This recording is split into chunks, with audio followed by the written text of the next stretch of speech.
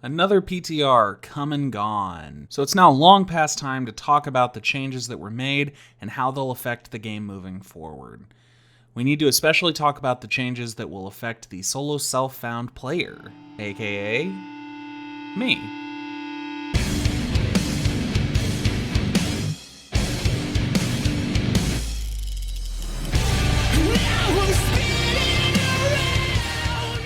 What's up, everybody? It's your boy Primetime, back with another Diablo 3 video. Today we're going to talk about the good and the bad of the PTR, especially as it relates to the SSF player. Before we get too far into the video, please make sure to hit that subscribe button for more Diablo content. March has started off as one of the best months on YouTube that I've had in a very long time, so let's keep that going. And in my last video, I set a like goal of 10 likes, and you guys doubled that. So let's hit that button 15 times. Finally, we're going to be talking about a lot of stuff here. Let me know what you think by leaving a comment down below. Now let's get into the video. PTR for patch 2.7 season 23 saw two different iterations. The first week was dominated by immortal necromancers who forced Blizzard to nerf the Rathma's Shield passive, giving it an internal cooldown of 60 seconds. And of course, who can forget Blizzard's epic troll of the PTR community by letting us know that they saw how much fun everyone had with the Firebird's Talrash's set combo build, and then killing that build anyway. And then of course, in the second iteration of the PTR, Wizards just set everything on fire. So let's start with that. Firebirds is getting nerfed. There's no chance it goes live like this. I'm no Wizard expert, and I'm definitely no set design expert, but I feel like they have to tone down the damage some. Maybe just drop the number of combustion stacks on the 4-piece, but I'm not really sure. What I do know is that in the solo self-found league, Wizard has been the least played class in 3 of the 4 seasons since I took over running the league. 3 of these 4 seasons, we've had 0 submissions.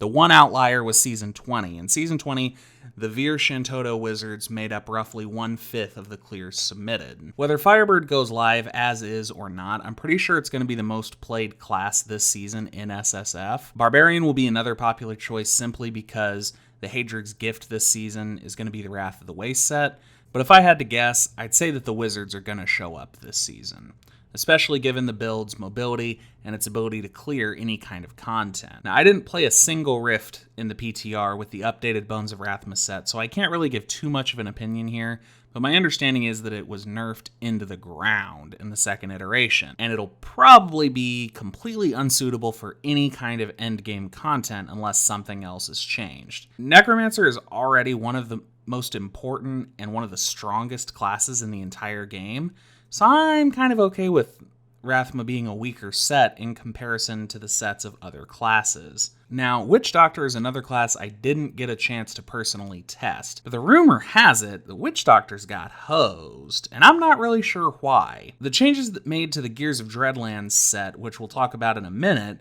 made more sense. There was something that was not working as Blizzard intended, so they changed it. But what wasn't working with Gazing Demise? It just made Witch Doctors not useless? Is that the issue? And the last class we're going to talk about here is the one that I hold near and dear to my heart, the Gears of Dreadlands Demon Hunter. So here's the thing. I'm okay with them changing the number of pierces as it was causing some issues with missile dampening and leading to extra high Greater Rift clears. But the only thing this nerf does is make Demon Hunters less appealing to play for high-end players. God is what's used for everything for Demon Hunter. It's the best at low-tier GRs, it's the best at high-tier GRs, and it's the best Torment 16 build.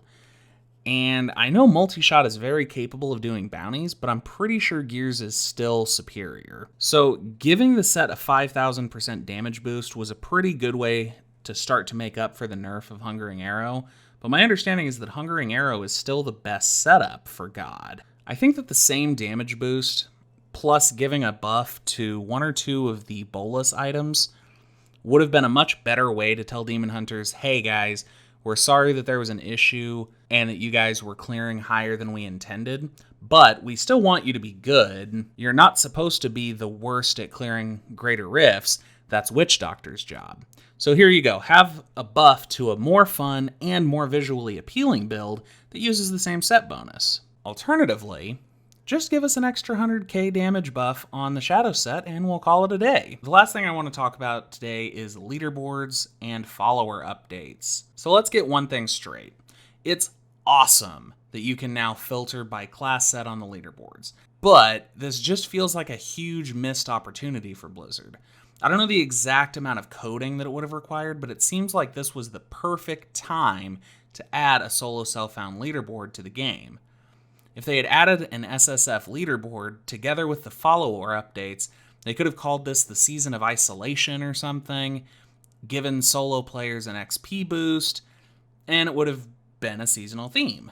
Instead, Blizzard has to answer awkward questions about why isn't there a seasonal theme. Well, there's not a seasonal theme because they made these massive changes to core fundamental items in the game, such as followers and leaderboards.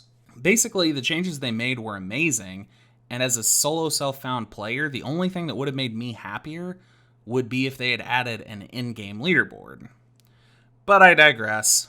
The follower changes are huge. In the PTR, I constantly found myself wondering what ring I should wear, or what amulet I should wear, because I suddenly don't have to wear an Avarice band.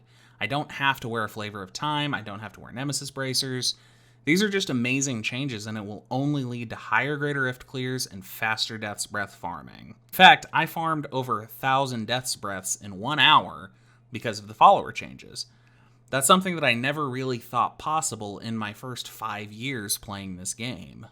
Some builds will probably even obtain more per hour. It's just insane, and I love it. So all in all, it was a pretty mixed bag in this PTR. Some great changes, but some missed opportunities, and of course there was one big finger in the sky to all the Witch Doctor mains. But ladies and gentlemen, that's going to do it for today's video. Please remember to hit that subscribe button, and let me know down below what you thought of the PTR.